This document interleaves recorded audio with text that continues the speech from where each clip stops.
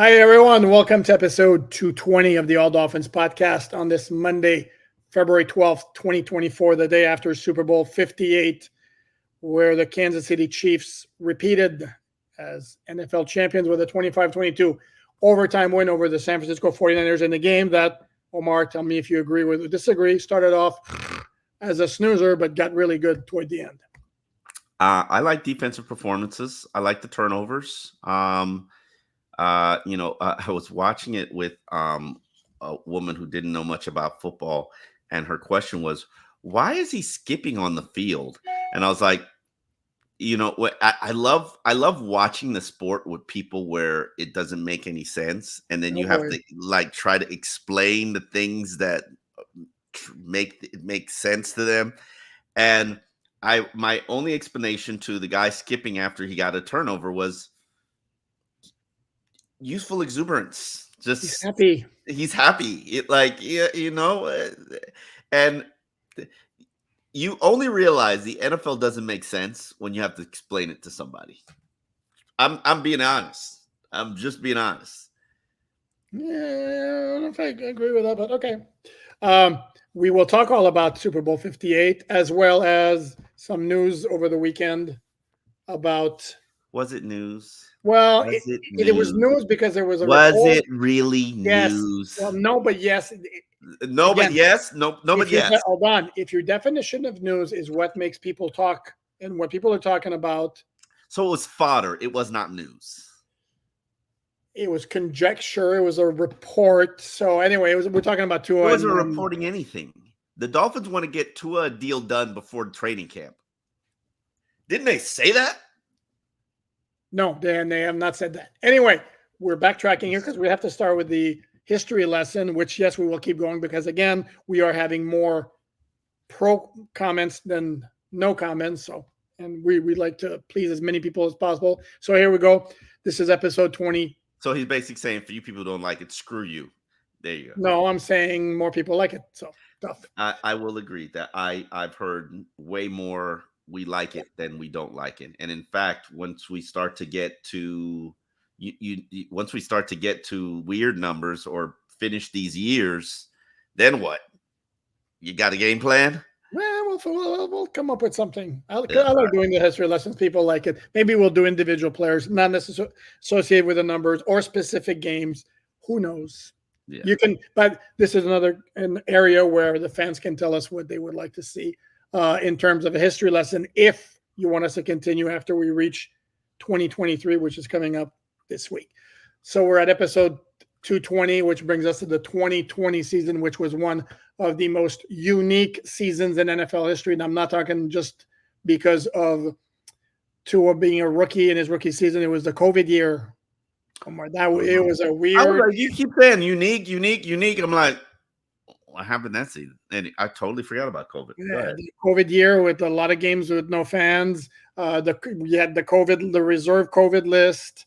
Yeah, it was a weird year, and it actually overall was a pretty successful year for the Dolphins, who finished 10-6, got themselves in position to earn a playoff spot after a crazy Saturday night win at Las Vegas on the next to last Saturday night of the season. This was the face mask pass from Ryan Fitzpatrick to Mac Hollins, where they had where he got to replace Tua to come into the game and win the game. I forgot about that. Correct, because Tua at halftime was 17 of 22 for 71 yards or thereabouts. I mean, it was like dink and dunk, and Brian Flores at that time said, "I've had enough." That was the season where Ryan Fitzpatrick had his team stolen from him. That is correct. Yes. You're adding context. I totally like. Dolphins drafted Tua in the first round. He was supposed to sit all season for some reason, and I had Brian Flores on I Am Athlete, and I asked him specifically, why did you make Tua the starter in 2020? And I didn't get an answer. And it didn't. It was it management? Was it owner? Was it? You're just shaking your head. You don't have an answer. No. Well, I'm going to tell you what my very, very well educated guess is that a plan was hatched before the season started. That when Ryan Fitzpatrick is going to be a quarterback at the start of the season. When the bye arrives, we're going to make the switch to Tua, by which time he will have enough more time from the hip injury and more time learning under Fitzpatrick. And remember what happened that year is the timeline was changed because this was another quirky part of that season is the schedule kept getting rearranged because of COVID issues. And the Dolphins bye went from being like week 11 to week 7. And the Dolphins made the switch on that Tuesday after of their bye week after they had beaten San Francisco 43-17 and the Jets 24-0 to get to 3-3. And Fitzpatrick had 3 TD passes in each of those games. So there was zero logical reasons to make that move other than the fact that it was prearranged that they were going to do it at the bye. And they mocked Ryan Fitzpatrick for crying in his interview with us. Who mocked him? Fans. Oh, did they? Yeah. It was heartbreaking for me. It was a heartbreaking for me, heartbreaking for the team. I mean, and people always I wrote players did not want it. And I wrote stories from players' standpoint. They did not want it. That was Fitz's team. Always was Fitz's team. And Tua didn't seem like he wanted it because he knew it was Fitz's team. And it put him in a very uncomfortable position. And then to have Fitz come in and save the day for the team in those games like the Las Vegas game. Mm-hmm. And there was another game that he came in and tried to save. They lost. It was Denver. He came in Denver, yeah. So they knew they were playing with an inferior quarterback, but ultimately it was about speeding up to his development, knowing what you have, and investing for the future. That was an investment into the future. Now, if you ask players, and I think they still stand by this to this day, if Fitzpatrick was their starter, they would have made the playoffs. The players on that team probably feel that way. But it wasn't about today. It was about tomorrow with this organization. And but here's the point where that's kind of, for lack of a better word, stupid, that you had a team that wound up going 10-6. And if you look at the 2 games where Fitzpatrick replaced Tua against Denver, Tua wasn't the problem. The offensive line got absolutely owned by Vic Fangio, by the way, was running that defense. He was the head coach of the Broncos that particular day. They and the Dolphins had a chance to tie it at the end, and Fitzpatrick threw a pick in the end zone.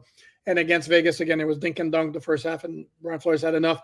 It came down to the regular season finale at Buffalo, where the Bills already had clinched the AFC's title. Couldn't help their seating situation, but decided to play all their starters anyway. Fitzpatrick winds up on the COVID list, and the Dolphins got whacked 56-26. Do you really believe he was on the COVID list? Yeah. Sure. What do you suggest? Probably, I'm going to assume that even had he not been on the COVID list, the Dolphins would be going back to Tua because, again, this is all about building for the future. Or I would think that's what they were going to do. You're going to tell me Fitzpatrick found that out and decided, I'm going to get sick, and wound up testing positive and got put on the COVID list? Didn't test positive. Just didn't take his test. Deuces. I'm out. Whoa, don't do that. Man. And are you suggesting or reporting that? I am reporting that we're not going to be digging up old bones. Although we just did. We're telling stories. Okay. The players have a different story about how things transpired after Fitz was not going to be given that final start against the Buffalo Bills to get his team into the playoffs. Fitz decided, I would rather be in Tampa with my family. Okay. I like that. The big curious. That's good. That's the story that I've never verified the story, even though I've had conversations with Fitz. I've never verified that story because I didn't care. At that point, it was over. We knew what it was about. They weren't going to hand him back the team. They weren't going to hand him back the team because of Tua and who Tua was and what handing him back the team would have implications and say. And, and then the team lays down a 56-25 beatdown in the season finale. Yeah, and that game was not on Tua. He didn't play well, but it was not on him. I remember the drops were an issue. The defense obviously couldn't do anything right. There was, I believe, a punt return for a touchdown against them. It's almost to the point where, to me, once they made the switch at quarterback, you could almost make the argument that they should have just released Fitzpatrick at that point. Ooh, interesting that you, because it wasn't about him anymore, and it was like, he was still there to be a good leader, good mentor. Still knew the offense and Chan Gailey. That Chan did not want to come back to work with Brian Flores. The handling of Fitz was part of the reason why Chan did not want to come back and work with Brian Flores. Boy, it didn't help Brian. It didn't help Brian Flores. Not that it was an easy situation to navigate, because it wasn't an easy situation to navigate, especially if it wasn't your decision to play Tua. And it certainly wasn't your decision to draft Tua. So, correct. And this was also the year, the big 2020 draft with Tua, Austin Jackson, Noah Benagany in the first round, Robert Hunt and Raekwon Davis in the second round, Brandon Jones in round 3, Solomon Kinley in round 4, and 11 picks in total. They had also a very large free agent group. Remember, this is a year after the tank or the reset, however you want to say it. So they signed a ton of free agents. It was a tank. Don't call it a reset. Okay. It was a tank. You got penalized for tanking. Signed a ton of free agents. Some worked out. Emmanuel Ogbah. Some didn't. Kyle Van Noy. Brandon Jones. Byron Jones. Although Byron Jones was very good for 2 years. I'm still going to maintain. Not for the amount of money they gave him, but he was very solid. So anyway, the season ended with a 10-6. Players in Dolphins history. But anyway, carry on. Yep, that's fair. Okay. Was it 6 for 82 or something like that? I don't know. Anyway, season ended at 10-6, no playoffs, but it was the first of now 4 consecutive seasons with a winning record. But still no playoff win. Speaking of playoff wins, hey, winning records is baby steps. Okay, for 20 years we had struggled with the winning record things, so let's take our baby steps. Can we take our baby steps?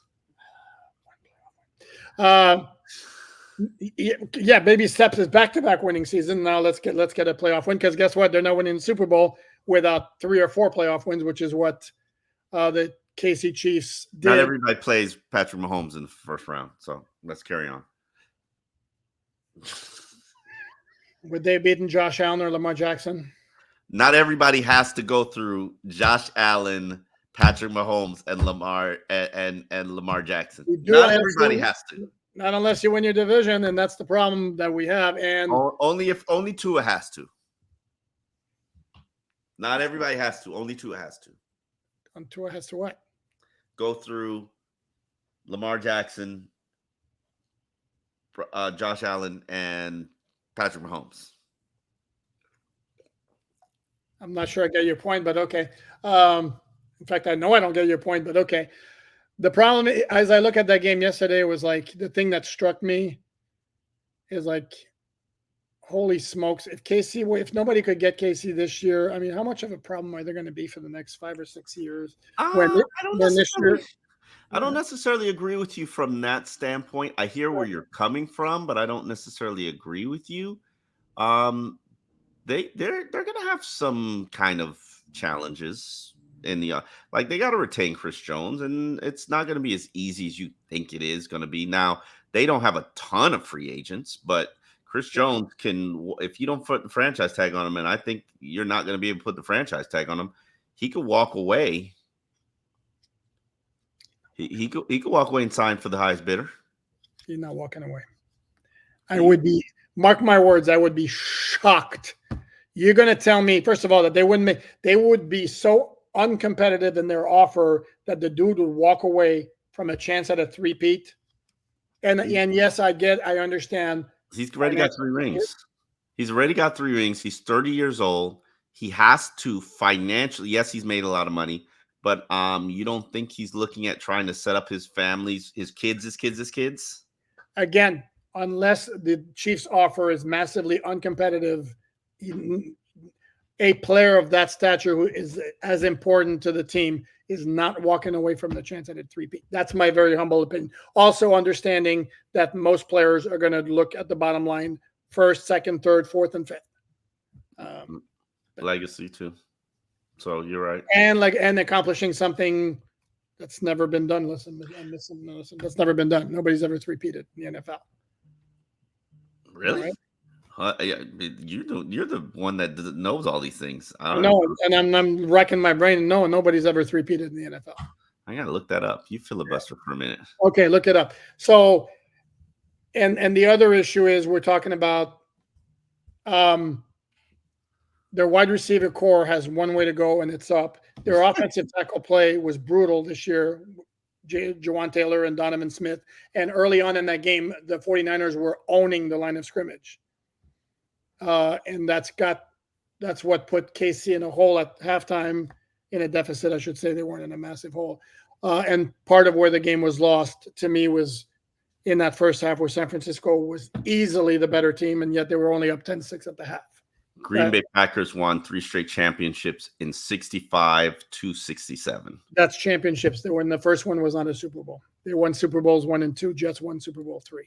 Oh, I mean, that's a technicality, though. We're talking Super Bowl era here. Nobody's ever won the Super Bowl 3 straight times. Is what. Okay, I mean, I'm hearing you, but you're hitting me with a technicality. I damn straight I'm going to hit you with a technicality. That's what I do. That is what I do.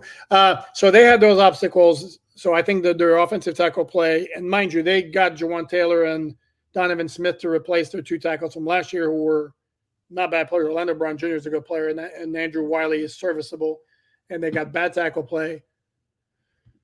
And then you look, I mean, how bad did they look after they lost against Las Vegas on Christmas Day? And then playoffs come around, and it's almost like, it was almost like an NBA team that kind of like in the regular season, and the playoffs come on, and they come and they turn it on. That's what it looked like, and they were really sharp in the playoffs. Patrick Mahomes is on the books to make a $34.9 million roster bonus, and so they're clear, and he's accounting for 23.6% of their cap. So clearly, they're probably going to restructure his contract, probably give him a new deal, new money. But goodness gracious, that is crazy that he's, but he's the best quarterback in the game. He's probably going to jump ahead of Joe Burrow and become the highest paid quarterback. To me, when you watch that game, and that's what the definition of elite quarterback is. And that's a definition of GOAT. I mean, forget elite. That's a definition of GOAT. Okay, can you play with me for a second? I'm sorry, I apologize. Can you hear me? Can you hear me out? Okay, in those clutch situations where Brock Purdy, who I have a high opinion of, and I have a high opinion of, where he had the opportunity in the fourth quarter and in overtime to score touchdowns instead of kicking field goals. Elite quarterbacks do what it takes to turn up the pressure, turn up the heat, and finish the opponent. And he didn't finish, not all on him, but you saw Patrick Mahomes' execution in those clutch moments. Yeah. You saw him scrambling and running. He'll open up that athleticism can when he has to. When he has to, yep. When he has to, and it'll carve you up. And the passes, the clutch execution, the great play calling, selection. I mean, yeah, I give Andy Reid a ton of credit. I give Steve Spagnuolo a ton of credit. They are a collective team. But you know what makes you a dynasty? When you got that quarterback that has ice cold water running through his veins, that can take a knife and slit your throat and let all the blood flow all over the place and just walk away with no blood on his body. Like, he is a stone cold killer. And name me the quarterbacks like that. Name them. not to that level, because he's, again, to me, I'm not so sure I wouldn't yet put him. I'm not ready to put him ahead of Tom Brady, and I understand Brady's got 7 rings, and everybody's going to go to that. Yep. But I've seen Mahomes do a lot more heavy lifting in big moments than I have Brady. That's number one. No, you've seen Brady do a lot of heavy lifting, though. Don't be disrespectful. No, and Mahomes' career is shorter than Brady. I bet you Brady's got more fourth quarter wins, comeback wins than Mahomes right now. The dude played 23 years. Of course, he's going to have more fourth quarter wins. I mean, okay, yeah, dude, Mahomes has played 6 years. He's been in the AFC title game every year. He's been to the 4 Super Bowls. He's won 3, and he's been the MVP 3 times. And here's the thing too: is to me the barometer of him is when San Francisco takes the lead late in the fourth quarter. It's like, does anybody really think the Chiefs are not at the very least tying the game in overtime? 49ers get a field goal. Does anybody really think the Chiefs are not coming back? I mean, and that's the barometer. But I'm not as big of a Purdy guy as you are, even though I thought he played well. I don't know if I saw some places where he said he played great. I don't know about that. He had a lot of good pass protection on a lot of those throws. However, I am not dinging him in the least, because the 2 third down failures where they had to settle for field goals late in regulation and in overtime, the 49ers missed a blitz, and Purdy had somebody in his face like that. Like it was McDuffie in the fourth quarter, where if the 49ers get a first down, they can bleed the clock and win the game. And in overtime, he had Chris Jones, of all people. They let him walk in, and he had to rush to throw. But your overriding point is, that's what makes the Chiefs completely ridiculous, because unless you dominate them in every other facet, Mahomes is going to be the difference maker. Omar? Mahomes going to be the difference maker. I thought the 49ers owned the line of scrimmage, except for those rare moments and instances where Kansas City absolutely need it, and that's maybe what the heart of a champion and Super Bowl champions, they got it. When they needed it, they got it. And then with Patrick Mahomes, when they needed it, they got it. And I feel hurt for the 49ers because they've had 2 championships basically stolen from them by the Chiefs. But tough Teddy said to Kitty. Yeah. We're on a roll again with that.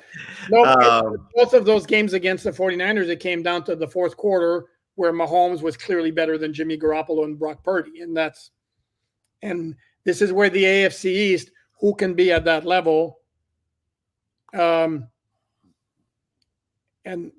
I know this is going to offend a lot of Dolphin fans, but yes, Josh Allen is at that level. And if you want to go back to that playoff game they played in Buffalo this year, if it's not for Chris Jones pushing Deion Dawkins back into Josh Allen where he can't step into the throw, maybe he doesn't miss, was it Shakir or Davis in the middle of the end zone when he was wide open instead of short hopping him because he couldn't step into the throw.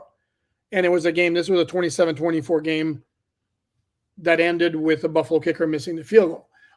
When Joe Burrow comes back, if he stays healthy, and that's become a caveat with him, again, that guy is Joe Cool, Commander Clutch, whatever you want to call him. He can hang, and not only do you do this all you want, not only he's done it against Mahomes in the playoffs, or do you forget the 2021 championship game? One off season. I'm not about to crown Joe Burrow for one off season where he took a team to the Super Bowl. Cool. It's cool. In the 2 seasons he finished, they went to the AFC Championship game each time. Okay. Put some respect on that man's name, as you like to say. I have respect for Joe Burrow. I'm not about to crown him and put him in the elite. He's right outside the elite. He's knocking on the door, but you got to stay healthy to be in that club. Oops, hold on. I got to do it like this. Don't listen to him, folks. He is absolutely elite, not even close. Sorry. We can agree to disagree. That's fine. All right, cool. To me, it's point blank, no question mark. Stay healthy. We'll see. Well, yeah, that's why, but that's the caveat. Yeah. And Tua's played more games than him. What's the knock on Tua? Okay. You know what the knock on Tua is. Come on, we're gonna go in that. We're gonna have that discussion. It just continues to shift that he can't stay healthy, and then he can't be clutch. Okay, it just continues to shift. Next year he'll be clutch, and then it'll become something else.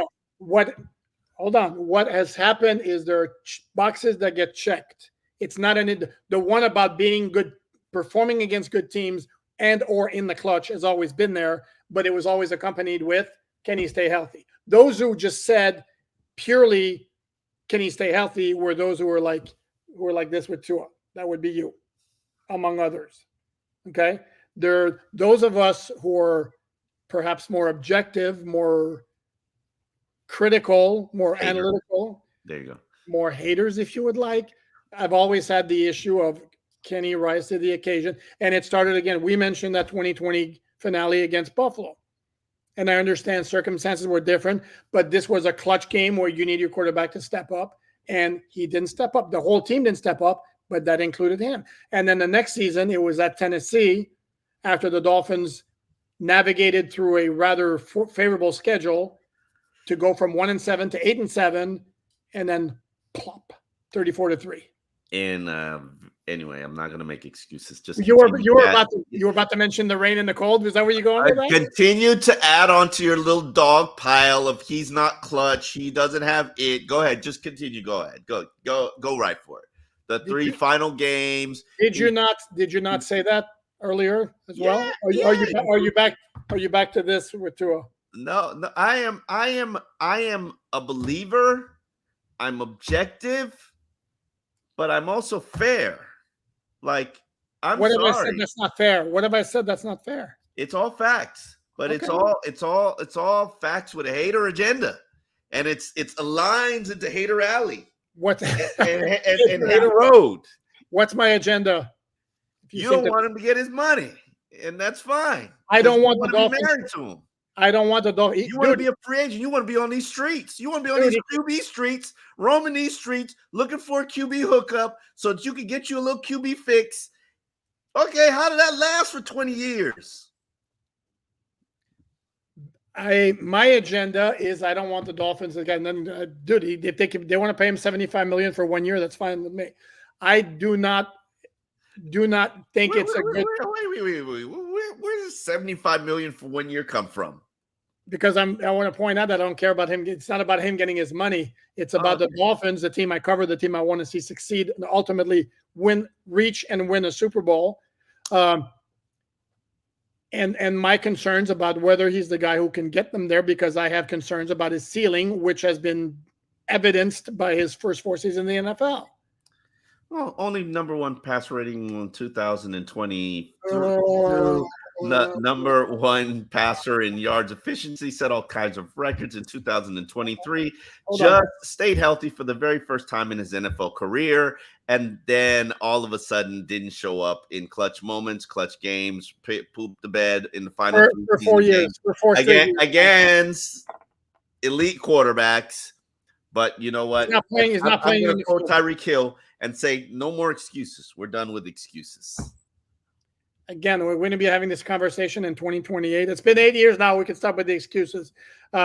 This is not you can throw out all of the very, to me, empty calories. I get the like purely passer rating.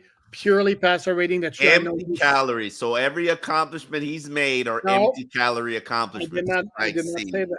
I see. No, that's what you said. That's what you said. You said empty calories, and it was attack. It was an attack. So everything he's done for the last 4 years, empty calories, huh? Nope. Not even I said you stop defaulting. You stop defaulting to every time passer rating number one in the NFL, number one in the NFL passing yards in 2023. How many playoff wins did that get them? How did he do against playoff teams? How did he do at the end of the season? He's not the only one. I understand that. But since I think we can agree that the quarterback's the most important position, and he's the one who's going to get the biggest contract, he's the one who's going to have the focus on him, whether you like it or not. And I'm the one who can get San Francisco 49ers there. Tua Tagovailoa. NFC. Fair. And also Frisco has a better all-around team than the Dolphins do. Fair. And give Tua the kind of weaponry and all-around talent that Purdy has around him, and shift the Dolphins to the NFC. It's a different conversation. Unfortunately, the Dolphins play in the AFC. They don't have the talent base that San Francisco has. And if you look, for example, at the new Super Bowl odds that have come out already for Super Bowl 59, which I wrote about on alldolphins.com. Dolphins are 5th among AFC teams in most places. Not all of them, most places. Guess what? Go ahead. Kansas City. Uh-huh. Buffalo Bills. Uh-huh. Cincinnati Bengals. Why is that? Why is that, you think? Okay, let's move on.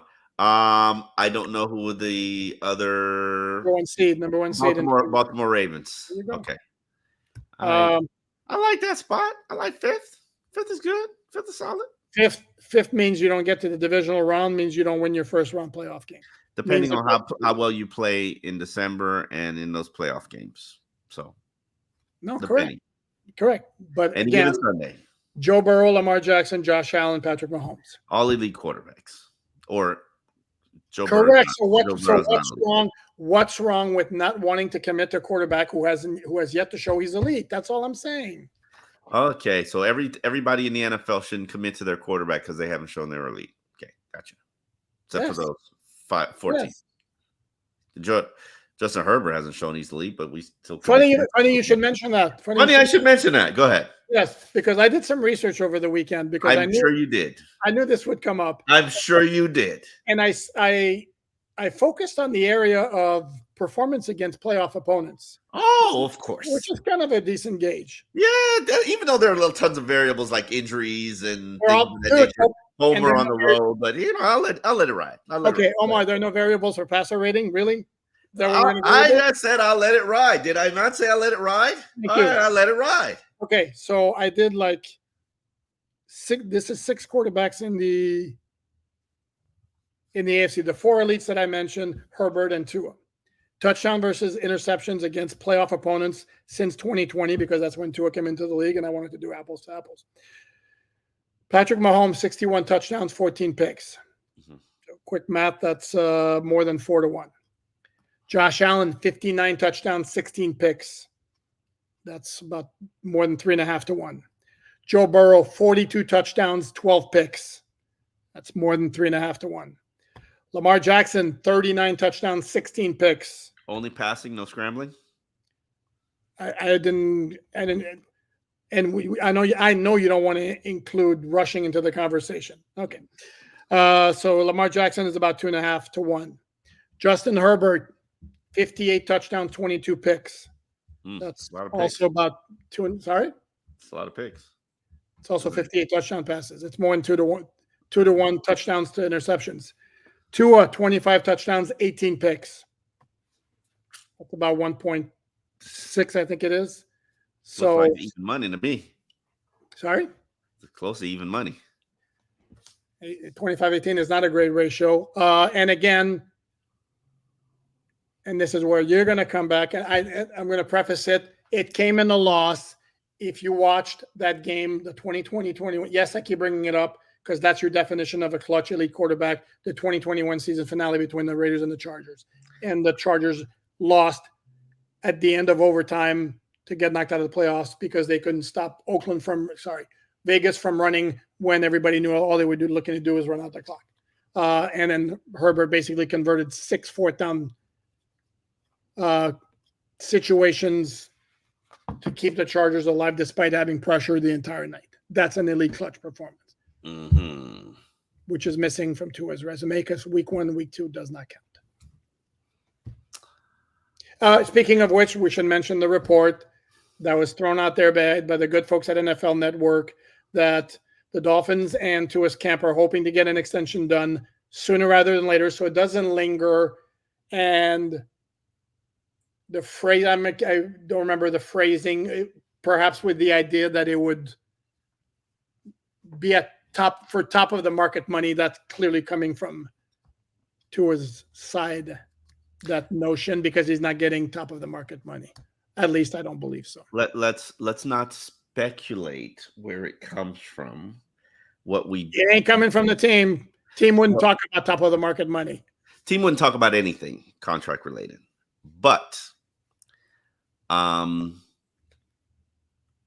we do know that the NFL Network is a marketing arm piece sometimes for teams, and it also serves as a marketing arm piece for sometimes agents.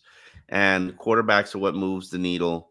A lot of these guys will do and say what they need to do and say in order to stay in good communication and good graces with those agents so that they can continue to get the accurate information. Or continue to break the stories. So here's the thing, and I'm working on a piece right now, just like I did the Christian Wilkins piece, that broke down all aspects of the Christian Wilkins situation, which will come to a head in less than a month. We're getting there. March 5th. You'll know. So, Either Christian will get his money. That's the deadline for teams to use the franchise or transition tag. Christian will get his money from the Dolphins in that pay me my money kind of situation. We think he'll get his tag, which commits to $19.8 million, and he won't sign that tag, and he'll play hardball and hold out, or he will be allowed to hit I'm sorry, let me give you a fourth. Or he'll get that tag and try to force his way out of the organization via trade, and his team will get permission to work out a trade. Or he'll be able to hit that free agent market. March 5th. That's the Christian Wilkins D-Day. So we're going to put a pin in that, and I'm doing a breakdown and analysis right now for quarterback. And I'd like to apologize to you, Alan Poupard, and I'd like to apologize to the All Dolphins podcast listeners, because I am a person who does not just regurgitate information that I hear and disseminate it. I generally like to do my work and thorough work so that I can fully understand things when I speak on it. Throughout all of last season, I said he's going to get a $50 million a year contract. That's just what these quarterbacks are making. But truthfully speaking, and this is why you do the research and you do the reporting and you do the analysis and you look at the details of the contract. And I do that. I enjoy doing that. It takes some time to go through all of these. And I've done these contracts and I've looked at them. There isn't a single quarterback in the NFL, except for Aaron Rodgers when he was making $50 million a year, who was making $50 million a year. And give you the Joe Burrow contract, for example, because that is allegedly what Tua Tagovailoa is shooting for, to get to the neighborhood. That's where, how this process works is you send me an offer, I send you an offer. You send me another offer, I send you another offer. We kind of figure out how we meet in between. Now, of course, Tua's agent's probably going to say, my first offer is to get ahead of Joe Burrow. And the Dolphins are going to laugh at that offer and say, are you crazy? Like, you need to get some meds for your issues, because he's not the highest paid player in the NFL. And in fact, I'd probably struggle to make him the 10th highest paid quarterback in the NFL. And this is the dance that we're going to play, and people are going to get in their feelings, and Tua's going to stay out of it because Tua stays out of it. Well, that's also why you have an agent. That's why you have an agent. And Mike McDaniel is going to stay out of it because Mike McDaniel has to be the good guy. So Chris Greer is going to be the bad guy. Now, or Brandon Shore. Huh? Or Brandon Shore. Whatever. Sure. Now, this is the dance that we'll be playing. Either we'll do this before the start of the new league year, which is March 13th, and Tua will help them get under this $75 million that they need to purge and clear. Right now, he's on the books for 23.2. And if you sign him to a multi-year deal, it'll probably drop into the $8 to $10 million range. So you get an additional, let's say, $13 million in cap space. But trust me, you got a long way to go before you get your cap space. So this is not necessary. But to say that Tua is going to get a Joe Burrow deal and that means he's going to be a $50 million quarterback, that's not accurate. And I'll break down some of these numbers for you. And I'm going to produce this piece, or a first version of this piece, for alldolphins.com. And I've just put my notepad there, so I'm going to put it up. Alldolphins.com. It's taken me an entire week to research. These quarterback contracts are very complex because there's years, there's triggers, then there's triggers that are because you need the cap space and how much percentage of the cap is the contract eating up. So it's real complicated. Okay, quarterback contracts are the most complicated in all of sports, I would argue. Joe Burrow, for instance, 7 years, $275 million, $146.5 million guaranteed, $40 million signing bonus. What's that? 5 years? No, he's got a 7-year deal. Yes. See, and that's another thing. And that wouldn't be, the average wouldn't be 50 then. Exactly. When you hear people report this is a 5-year extension for $275 million, they're ignoring the fact that, like, for instance, I'll give you a perfect example. When Tua signs his new deal, let's say it's a 5-year, $200 million contract. They're going to factor in the 5th-year option. So the 5th-year option is going to be in the contract. And then 5 years additionally are going to be added to it. They're just going to remove the 5th-year option, give the signing bonus, restructure the numbers to lower the cap. But now that 5th-year extension is really a 6-year deal. When Joe Burrow signed his contract, it was reported as a 5-year deal. It is really a 7-year, $275 million deal. Look it up. Well, it's 5 years. It's 5 years tacked onto the 2 years that he had. Exactly. But when we're talking, I only evaluate the contract based on when I sign my name to the paper and get my check. What is my money looking like for the remainder of my tenure with the organization? And that is the contract. That is not new money. Don't anytime you hear new money, no. Joe Burrow is signed to a 7-year, $275 million deal. And he is making, over the first 4 years of that deal, he is making $42.1 million over the first 4 years of that deal. And generally, he'll get every single dollar of this. If Joe Burrow suffers a catastrophic knee injury next season and never plays another down of football, he will be making $42.1 million over the first 4 years of that deal. That is the nature of the deal. Well, so he's not making $50 million a year. He's making 42.1.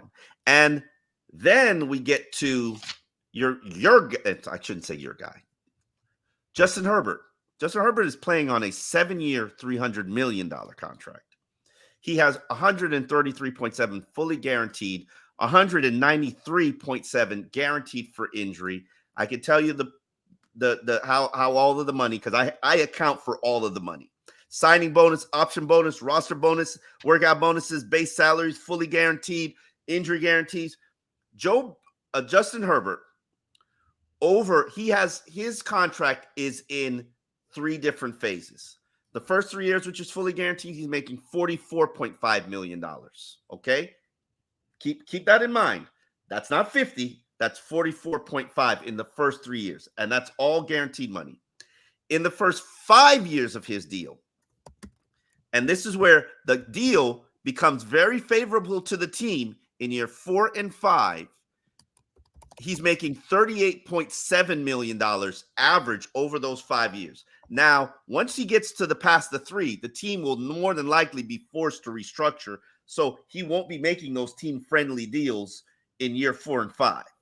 So, and then in the 7 years of his contract, 7 years, $300 million. I'll read your entire story on okay. Here.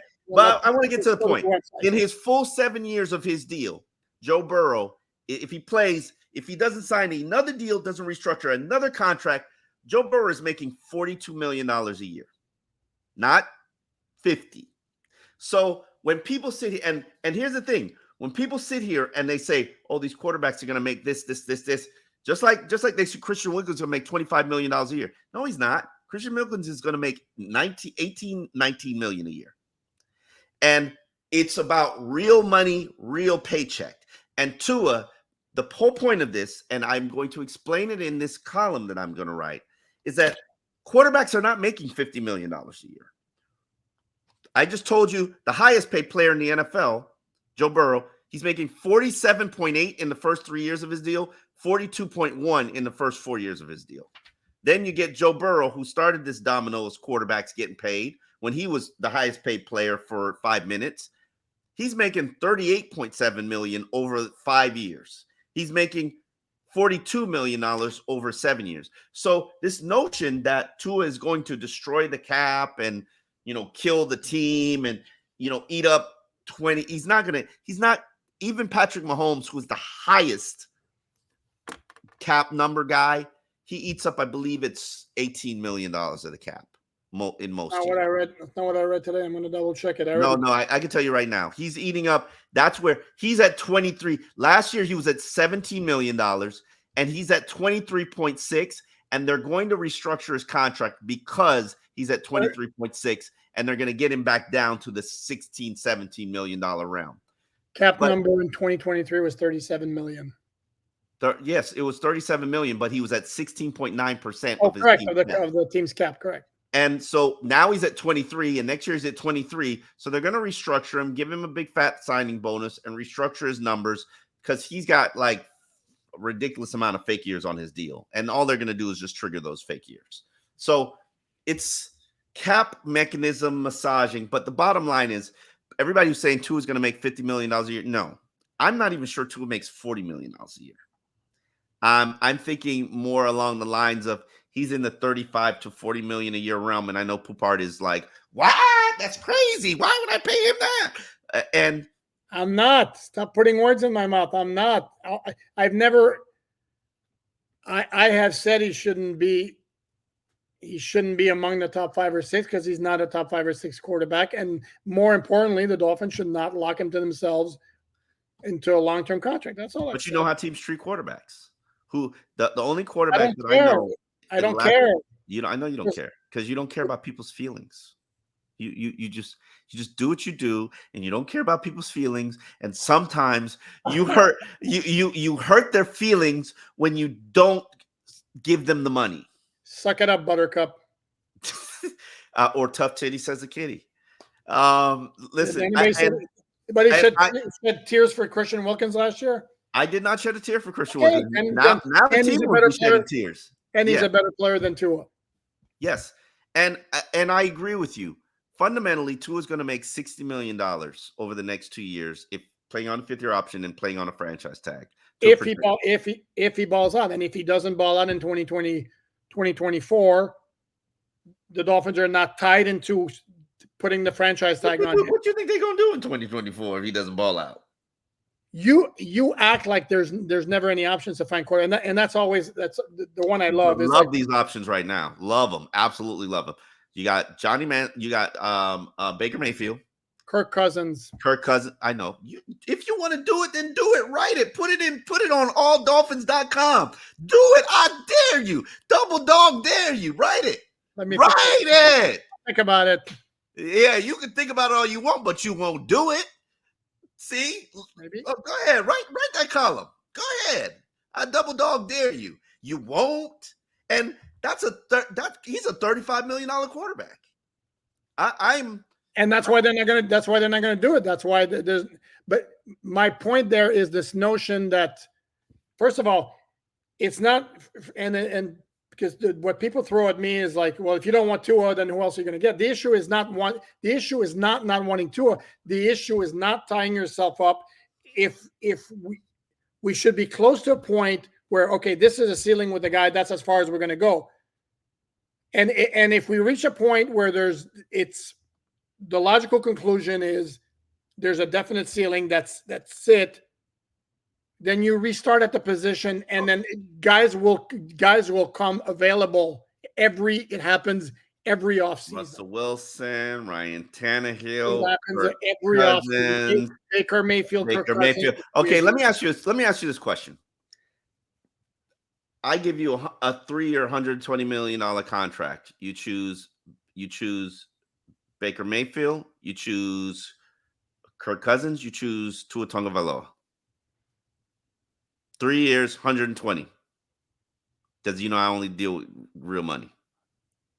Yeah, and you also stick me with the 3 years because Cousins. I don't work in hypothetical fake whatever. Because Kirk Cousins is going to get 3 years, 120, in my opinion, my projection. Or maybe let me make this more realistic for you because I don't think it's going to be a bidding war. So let me do 3 years, $105 million. Guaranteed money. Who are you signing? You And signing big? that's basically no out until 3 years. Is that No, basically? and no out. You're locked in. Yeah. You're married. Committed relationship. You want these problems. You want to go back out and run the streets like a single man. Go on ahead. And you're missing my overriding point is that I don't want to commit. I don't want a commitment. You got commitment issues. I get it, but you're gonna have to lock it down with No, somebody. You don't. No, you don't. That's precisely my point. You want to be a free. You want to run these streets. You can't run these streets have run you nowhere in the last 20 years. You got a good woman sitting right there. Number one passer rating, number one statistics rating, amazing win-loss record, satisfies you more than he doesn't. But no, that's not no. And again, none of it. You're talking about in a vacuum. And this is again. You didn't answer the question. 3 years, 105. I don't like any. How about I don't like any of the options? How's that? Okay, then you just keep running the streets, right? You just keep. Yes, one more time. Apparently, my point's not getting through. It's 5th-year option. If he balls out or it still gives you hope that there's more, then you franchise tag him. If he balls out to the point where it's a slam dunk, that's the guy. Absolutely, no question. He needs to be in the lineup for the next six years. Then you sign him to a long-term contract.